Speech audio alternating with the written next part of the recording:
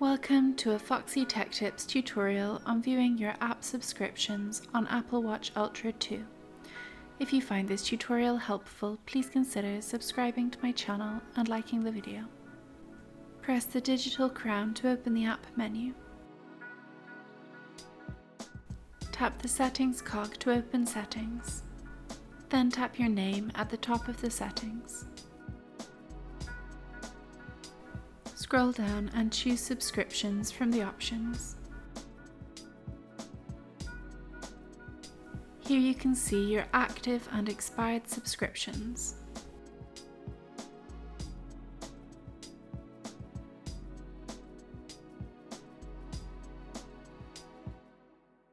If you tap on a subscription, you can see the current plan you have and the other plans available.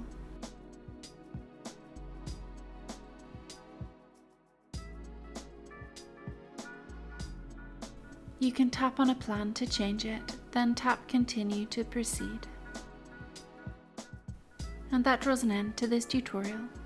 Please like the video if you found it helpful and subscribe to Foxy Tech Tips for more Apple Watch Ultra tips and tricks.